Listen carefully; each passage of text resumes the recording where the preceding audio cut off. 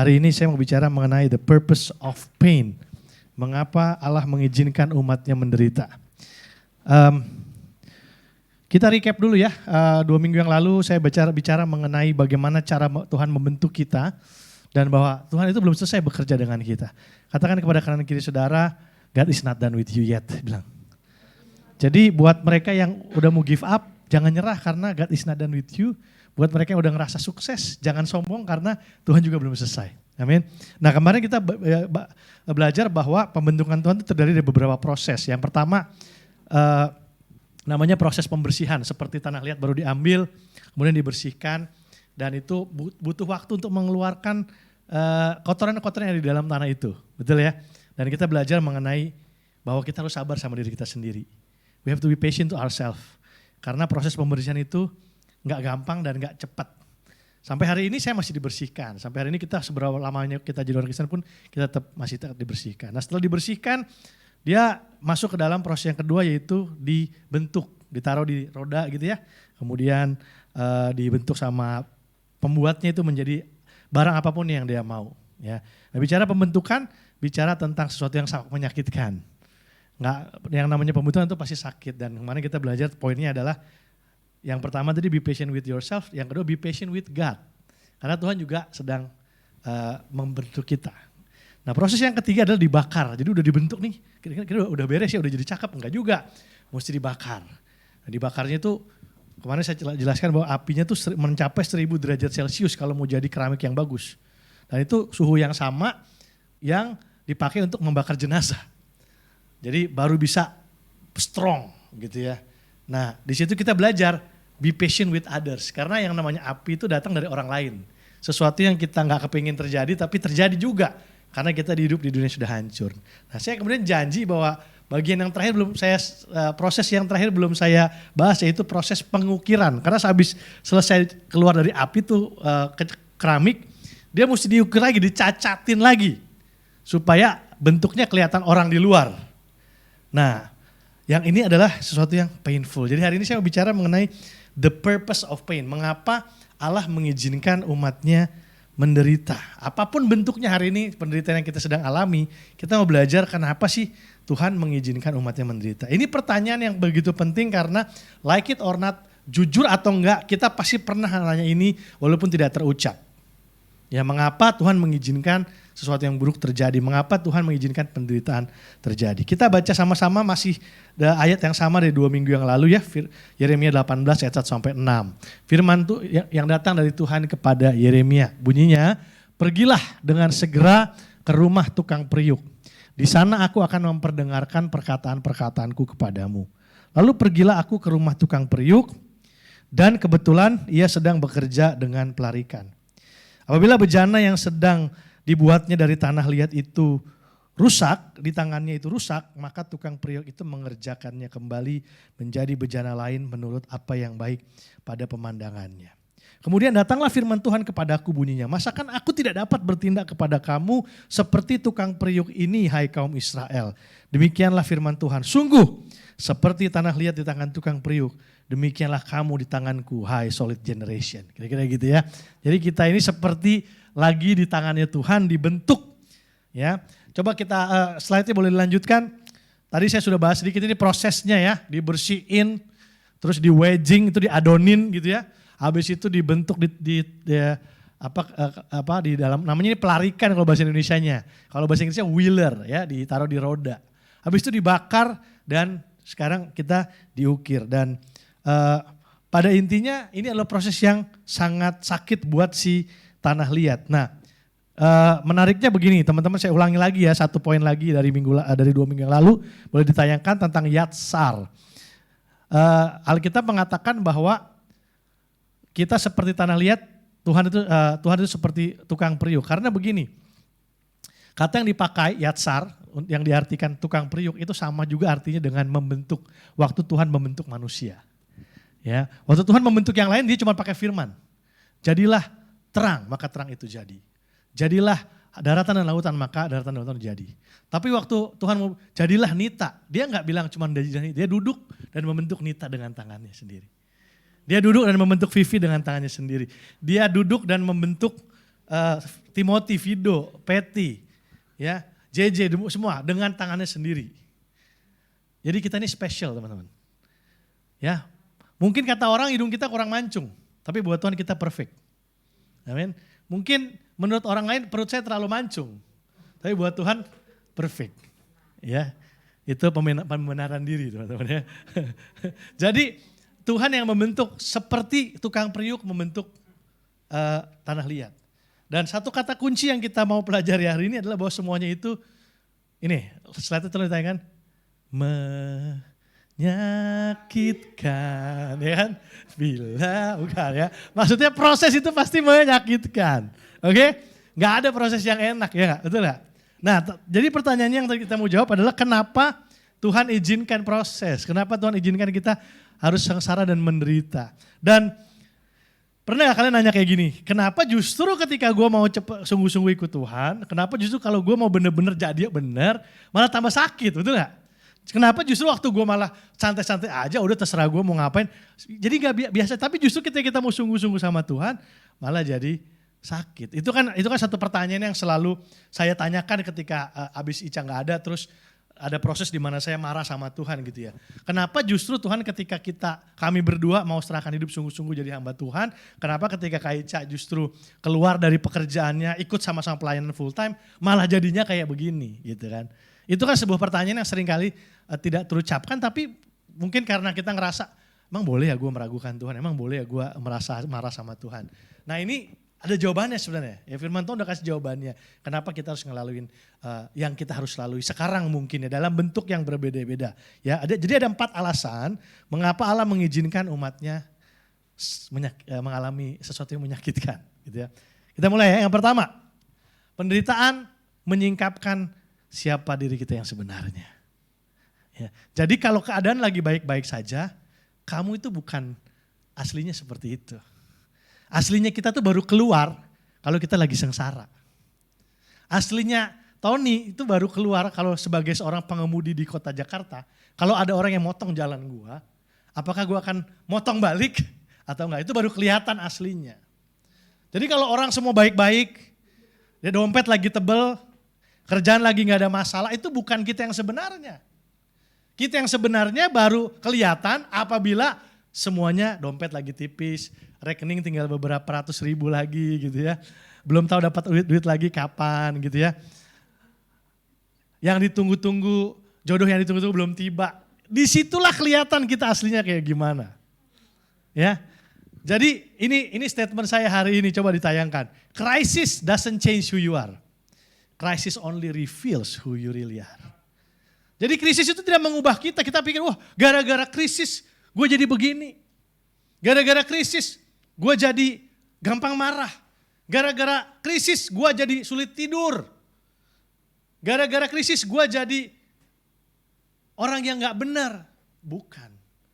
Krisis hanya reveal. Lu tuh yang asli begitu bro. Waktu Ica gak ada baru saya nyadar. Saya belum jadi ayah yang terlalu baik-baik amat juga. Ternyata saya gak terlalu involved sama kehidupan David. Baru sekarang setelah tragedi terjadi, oh iya ternyata as a father I still need to improve myself. Saya harus merubah diri saya sendiri, saya harus banyak dengerin David, saya harus banyak spend time sama dia. Mengurangi waktu dengan layar handphone dan laptop. Membagi waktu untuk bekerja dengan lebih baik lagi. Saya baru nyadar itu setelah krisis terjadi. Gitu. Oh ternyata gue tuh gak sabar-sabar amat juga ya ternyata. Gitu. Jadi krisis itu seperti cermin. Penderitaan atau kesengsaraan atau kesulitan yang kita alami itu seperti cermin. Waktu kita dimarahin bos, apa respon pertama yang keluar dari kita? Itulah kita yang sebenarnya. Jarang buat kita yang misalnya di mana langsung, ya gue terima emang gue yang salah. Jarang, pasti, kenapa sih gue diginiin? Nah itu yang asli kita dan itu yang perlu diperbaiki. Kalau kita gak nyadar kita perlu berubah kan kita gak akan berubah, amin. Makanya Tuhan perlu izinkan penderitaan itu datang, kesengsaraan datang untuk ngasih tahu, guys, bestie, sis, lu tuh begini, berubah dong. Dan kadang-kadang Tuhan perlu penderitaan untuk melakukan itu. Itu yang pertama, alasan kenapa Tuhan mengizinkan umatnya menderita. Yang kedua, setelah tahu siapa diri kita sebenarnya, penderitaan akan membentuk kita menjadi semakin serupa dengan Kristus. Amin. Itu buah-buah roh tuh ya, kasih, sukacita, kesabaran, kebaikan, dan sampai ke pengendalian diri itu gak akan keluar di tengah keadaan yang baik-baik aja bro. Gak ada, itu semua keluarnya justru di saat kita lagi ngalamin sesuatu yang gak baik. Kita gak bisa bilang saya orang yang sabar kalau kita belum pernah ngadepin orang yang gak sabar. Kalau kita udah teruji ngadepin orang yang sulit, baru kita bisa dibilang orang yang sabar gitu. Kita gak bisa ngeklaim diri kita adalah orang yang rendah hati kalau kita belum pernah diuji untuk menjadi sombong. Gitu. Kita gak akan bisa bilang, tapi adalah penderitaan, adalah kesengsaraan yang membentuk kita. Ya. Semua atlet yang hebat, semua orang-orang kaya yang sukses, yang bentuk hidup mereka seperti sekarang aja, kita bicara dunia ya, itu bukannya kebahagiaan tapi kesulitan, betul gak? Emang pernah, misalnya, emang lu dengar gak sesuatu inspiratif kalau kita dilihat orang yang sekarang kaya, oh dari dulu gue emang udah kaya kok. Gak enak, gak menarik hidupnya, betul gak? Kita suka dengar kisah-kisah orang yang dulunya susah banget. Dan karena kesusahan itu, gitu sekarang dia berhasil, kita jadi, wih keren ya. Nah, kenapa? Itu DNA kita. Emang kita secara gak alam bawah sadar tahu bahwa justru kesulitan itu yang membentuk kita menjadi orang yang pribadi yang lebih baik. Termasuk dalam kita ngikut Tuhan Yesus. Kesulitan-kesulitan itu yang akan membentuk kita menjadi semakin serupa dengan Yesus. Ya. Dan kenyamanan justru adalah musuh dari pertumbuhan. Itu kenapa kalau kita aktif di gereja atau pelayanan, ya, kan banyak hal yang kita disuruh melakukan sesuatu yang gak nyaman buat kita, betul gak? Nah itu baik gitu. Itu baik buat kita bertumbuh. Ya saya punya satu cerita nih. Ya saya kan melayani di bidang misi dan penginjilan ya. Saya pernah dengar cerita, ini bukan pelayanan saya tapi saya dengar dari orang. Ini terjadinya di Iran. Saya pernah ngomong juga di sini waktu itu. Jadi ada sepasang suami istri yang sangat gencar melayani di sana ya, memuridkan orang secara rahasia. Karena kan gak boleh di sana memberitakan Injil. Satu kali mereka dibawa ke Amerika karena mau dikasih istirahat dari pergumulannya. Setiap hari harus lari dari polisi, diancam dibunuh. Jadi mereka mau dikasih istirahat, dibawa lagi pergi ke Amerika. Gak nyampe sebulan mereka yang minta balik. Kenapa? Di sini dia bertanya kenapa? Karena di sini terlalu nyaman. Akhirnya iman gue gak bertumbuh. Mendingan gue balik ke sana di mana gue setiap hari punya istilahnya tuh sparring partner lah kira gitu. Supaya iman gue bertumbuh gitu. Dan itulah kesengsaraan, dan itulah penderitaan. Gitu. Kenapa sekarang gereja paling bertumbuh itu di China? Kenapa sekarang gereja paling bertumbuh di Timur Tengah? Ya udah gak heran, ya karena mereka tiap hari harus rela dapat ancaman kehilangan nyawa untuk bisa ikut Tuhan sungguh-sungguh. Sama aja, itu tadi saya ngomongin orang di dunia bisnis, di dunia rohani gitu ya. Ada lagi, kita juga tahu ya, secara fisika nih ya, secara ilmu pengetahuan, kita akan berlari jauh lebih kencang kalau dikejar anjing. Tiba-tiba yang tadinya gak bisa lari cepat itu bisa jadi lari, betul ya? Kenapa? Karena kepepet, the power of kepepet. Gitu. Jadi hidup ini memang harus dipepet supaya bertumbuh. Amin. Jadi bilang sama kanan kiri, jangan takut kepepet men. Ya, kepepet itu untuk bertumbuh. Ya. Saya dulu pernah dikejar anjing bisa lompat pagar loh. Bisa naik pohon dulu, tadi gak bisa padahal. Begitu udah sampai pohon bingung turunnya gimana. Karena anjingnya udah lari kan. Sekarang kondisi normal, adrenalin udah turun. Gimana cara turunnya sekarang? Gitu ya. Jadi pemberitaan itu membentuk kita untuk menjadi semakin serupa dengan Kristus. Ada ayat yang bilang begini, Roma 5 ayat 3-5. Dan bukan itu saja, ini Paulus yang ngomongnya. Kita malah bermegah atau berbahagia. Bermegah itu artinya berbangga hati. Kita malah bisa menyombongkan diri gitu kira-kira. Dalam apa? Dalam kesengsaraan kita. Karena kita tahu bahwa justru kesengsaraan itu yang menimbulkan ketekunan. Dan ketekunan itu yang menimbulkan tahan uji. Dan tahan uji itu yang menimbulkan pengharapan. Dan pengharapan tidak mengecewakan. Amin. Kasih Allah telah dicurahkan dalam hati kita oleh Roh Kudus yang telah dikaruniakan kepada kita. Ya. Jadi kalau next time ada turnamen bulu tangkis lagi, latihan lebih kencang lagi. Lebih sakit lagi supaya kemungkinan juara lebih besar, betul ya? Yang lebih sakit yang lebih sakit mempersiapkan diri biasanya punya chance menang lebih besar gitu. Dan abis turnamen jangan makannya lebih banyak. Gak ada gunanya olahraganya jadinya ya. Oke, just kidding. Oke, lanjut yang ketiga. Ya kita cepat aja nih. Takut terlambat nanti jadwal bioskopnya, oke. Yang ketiga, Penderitaan adalah sarana untuk menjadi berkat. Nah ini penting. Kita berpikir selalu bahwa kalau kita kaya, kalau kita berkelimpahan, kalau kita bahagia, kalau kita diberkati Tuhan baru kita bisa jadi berkat. Salah. Justru dengan penderitaan pun Tuhan bisa pakai untuk bisa menjadi berkat. Kenapa sekarang saya bisa dapat kesempatan baru untuk melayani orang-orang yang berduka? Beberapa DM saya. Karena mereka tahu saya juga berduka. Saya pernah ngalamin itu. Justru that pain I can share dengan orang-orang yang mengalami hal yang sama, betul gak? Tapi kalau saya gak pernah mengalami duka, bagaimana saya bisa menolong orang-orang yang juga berduka? Saya masih ingat banget tuh bulan November, teman kita bukan di gereja ini ya, si Jeffrey yang main bass, masih ingat ya? Yang istrinya kecelakaan sepeda meninggal di tempat. Waktu di rumah duka udah rame, saya juga datang malam itu gitu. Saya datang, saya belum ngomong apa-apa, dia langsung peluk saya. Dia cuma bilang kayak gini, menarik perkataannya dia. Ton, dari semua orang yang datang hari ini, cuma lu yang berhak ngomong, Jeff, gua ngerti perasaan lu. Yang lain gak berhak ngomong kayak gitu. Itu membuat saya, iya ya, kenapa dia bisa ngomong kayak gitu? Ya karena memang kita sama-sama ngerasain hal yang sama, kehilangan istri gitu. Cuman saya yang bisa relate apa yang dia alami. In a full and broader way. Dalam konteks yang luas, saya yang bisa ngerti apa yang dia rasakan, saya juga rasakan. Nah, setiap kita pasti punya luka dalam hidup kita kan. Saya punya scar, kita punya bekas luka, kita punya hal-hal di masa lalu kita yang mungkin tidak membanggakan. Tapi Tuhan bawa kita survive dari semua itu. Dan itu bisa jadi kesaksian kita guys.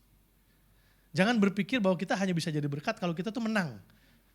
Kegagalan kita pun bisa jadi pelajaran buat orang lain. Jadi kalau kita menderita, kalau kita sengsara, itu juga bisa dipakai Tuhan untuk menjadi berkat. Buat orang yang membutuhkannya. Pasti ada yang Tuhan akan bawa ke dalam hidup kita yang bisa kita berkati. Oleh karena kisah kita, oleh karena apa yang kita pernah alami di masa yang lalu gitu. Ya, jadi jangan sedih atau jangan terlalu tertekan kalau kita sekarang ngalamin penderitaan. Karena jangan-jangan kisah kita itu dipakai sama Tuhan untuk menjadi inspirasi buat orang lain gitu. Ya. Orang-orang kayak Nick Vujicic tuh ya, yang gak punya tangan, gak punya kaki. Ya itu udah keadaan permanen, gak ada yang bisa diubah. Tapi dia tetap bisa melayani Tuhan dengan luar biasa loh. Dia bisa jadi berkat. Bahkan mungkin dibandingkan kebanyakan orang normal. Gitu. Ya orang yang punya karunia mujizat dipakai Tuhan, amin. Orang bisa menyembuhkan, amin. Tapi orang yang terluka pun bisa jadi dipakai Tuhan untuk menjadi berkat buat orang lain. Ya. Satu hari saya kan tiap malam tugas dari gereja juga menerjemahkan renungan Daily Hope ya. Jadi satu hari saya stumble upon kena sama pernyataan Rick Warren ini. Dia tulis begini. Allah tidak ingin Anda menyia-nyiakan rasa sakit itu. Dia ingin menebus penderitaan Anda. Sama seperti Yesus. Rasa sakit Yesus menebus dosa kita, betul? Rasa sakit kita bisa jadi berkat bagi orang lain. Anda selalu dapat membantu orang lebih banyak melalui kelemahan daripada melalui kekuatan Anda. Rick Warren lebih berani bilang gitu. Kelemahan kita bahkan bisa lebih jadi berkat buat orang daripada kelebihan kita. Berbagi dengan orang lain tentang bagaimana Allah telah berjalan dengan Anda melalui rasa sakit Anda dapat mengubah kehidupan mereka. Orang bisa diberkati justru karena kelemahan kita. Ya, jangan minder karena sekarang kita belum tajir melintir. Jangan minder kalau kita sekarang belum banyak. Dulu saya ngerasa kayak gitu, kalau saya belum jadi hamba Tuhan yang sukses, saya gak boleh berdiri di sini untuk sharing firman Tuhan. Karena saya ngerasa, siapa gua? No, gak kayak gitu. Gak gitu bro. Ya.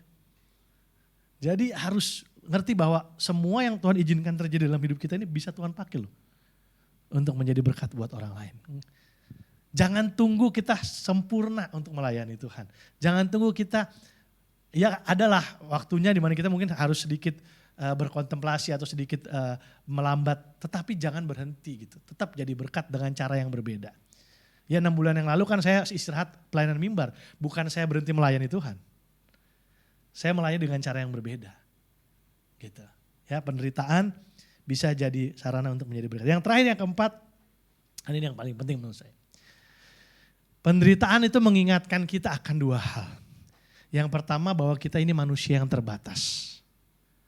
Kalau kita menderita, kalau kita sakit nih, kalau kita sengsara, Kita ambil contoh yang gampang, yang sakit aja, sakit secara fisik. Waktu kita sakit kan gak enak ngapa-ngapain ya.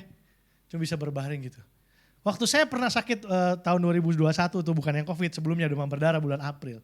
Saya menyadari keterbatasan saya. Saya menyadari bahwa sebaik apapun saya membuat perencanaan, sebaik apapun saya membuat impian, rancangan, semuanya akan hilang kalau saya sakit. Bahwa saya bukan Tuhan. Bahwa ada faktor-faktor di dunia ini yang gak bisa saya kendalikan, betul gak? Saya merasa terbatas. Dan pandemi ini mengingatkan kembali kita semua yang punya agama sama yang enggak. Bahwa ada Tuhan.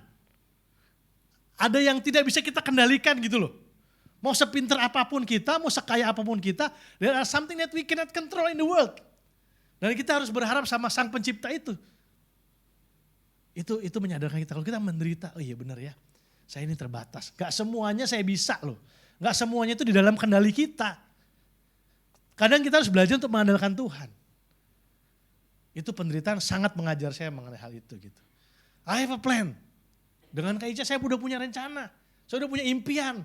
5 tahun ke depan, 10 tahun ke depan. Seolah-olah semuanya tergantung kami. Seolah-olah kalau gak ada Tuhan pun gak apa-apa. Yang penting kami udah punya plan. Dan gereja dan pelayanan juga seperti itu. Saya juga bertobat. Dalam pelayanan juga sama. Wah, rencana 5 tahun, rencana 10 tahun. Seolah-olah semua tergantung saya. And then COVID happen, semuanya hilang. Hari ini kita gak ada yang bisa bikin rencana, minggu depan masih bisa onsite atau enggak. Jangan ngomong tahun depan mau bikin apa. Ini kita cuma week by week kan. Day by day, week by week. Dan kita diajar. Dengan penderitaan, dengan pandemi ini. Oh iya ya, kita ini terbatas. Masih ada Tuhan. Ayo mengandalkan Tuhan yuk. Ayo berharap sama Tuhan. Ya, bersandar sama Tuhan. Bukan sama kekayaan, bukan sama karir, bukan sama pengalaman, bukan sama ilmu yang kita punya. Berharap dan mendekatkan Tuhan. Yang kedua, mengingatkan kita akan apa? Coba ditayangkan ya. Penderitaan mengingatkan kita bahwa memang dunia ini sudah jatuh, dunia ini sudah hancur, dunia ini sudah rusak, dan dunia ini tidak kekal. Kita tuh tidak ditakdirkan berada di sini selamanya. Bahasa Inggrisnya, we are just sojourner atau pilgrim, berziarah. Sama kayak kita kalau ke Israel kan berziarah cuma 14 hari, habis itu harus pulang. Gak bisa tinggal di sono. Kita juga di sini cuma berziarah, cuma sementara. Karena kalau kita gak menderita, kalau kita selalu happy, kita pikir, the world is my home. Kita dengan penderitaan kita diingatkan, semua yang kita punya sekarang juga akan hilang nantinya kok. Kita akan balik lagi ke rumah Bapa. Ingat itu. Waktu menderita kita jadi ingat itu. Makanya firman Tuhan bilang, lebih baik ke rumah duka daripada ke rumah pesta. Kalau kita ke rumah pesta, kita lupa tuh bahwa dunia hanya sementara, betul gak? Semuanya happy, tapi kalau kita ke rumah duka kita ingat, satu hari nanti gue akan di situ tuh. Gak bawa apa-apa. Gak harus ingat itu. Penderitaan, kesedihan, luka, ya, yang menyakitkan tadi mengingatkan kita. Bahwa dunia ini gak kekal. Kita cuma sementara. Tapi itu juga menimbulkan sebuah pengharapan kalau penderitaan kita juga gak kekal, betul gak? Ada masanya nanti, ada tempatnya nanti di mana kita gak akan menangis lagi. Kita gak akan overthinking lagi. Kita gak harus anxious lagi. Kita gak harus ada mental problem lagi. Kita punya rumah yang sedang Tuhan persiapkan buat kita. Kalau kalian hidup di negara di mana orang Kristennya teraniaya, dengar akhir zaman bukan takut malah senang. Karena menderita di dunia gitu loh. Mau ibadah aja susah, mesti masuk penjara. Mereka kan menantikan kapan Yerusalem baru datang. Kalau kita di sini yang bebas beribadah, kalau bisa jangan akhir zaman dulu bro. Gitu. Ya, penderitaan mengingatkan kita akan keterbatasan kita sebagai manusia dan akan dunia yang rusak dan tidak kekal. Saya tutup poin ini dengan mengingatkan kita semua. Ini postingannya Kak Ica bulan Januari tahun 2021. Seolah-olah dia udah tahu sesuatu di situ. Kalau saya selalu baca, saya masih punya akses kepada Instagramnya Kak Ica. Jadi jangan kaget kalau tiba-tiba ada yang lihat story kalian Kak Ica ya. Itu saya sebenarnya. Jangan tiba-tiba, kok ada Kak Ica ngeliatin story gue gitu ya. Gambarnya, so teach us to number our days, that we may gain a heart of wisdom. Ajarlah kami untuk menghitung hari-hari supaya kami beroleh hati yang bijaksana. Kira-kira gitu ayat yang dia kutip. Terus saya bikin tulisnya supaya gede ya. Ya kalian tahu lah Januari itu kan ada ulang tahun David, ulang tahun pernikahan kami, lalu ulang tahun saya. Jadi Januari selalu menjadi bulan perayaan bagi keluarga kami. Dan melihat tahun demi tahun berlalu saya diingatkan betapa hari-hari kita terbatas. Hidup kita hanya sementara. Di sini bukanlah tempat tinggal kita selamanya. Ya, saya sungguh berharap bahwa kita memiliki hikmat, belum selesai. Kita memiliki hikmat dan dari Tuhan untuk sungguh-sungguh memakai waktu yang telah Dia berikan dengan sebaik-baiknya. Melakukan tujuannya seturut kehendaknya dan untuk kemuliaan dinyatakan. Bagi yang kenal Kak Ica, dia jarang tulis pakai bahasa Indonesia. Cuma ini satu-satunya yang tulis pakai bahasa Indonesia kalau lihat postingan-postingannya dia.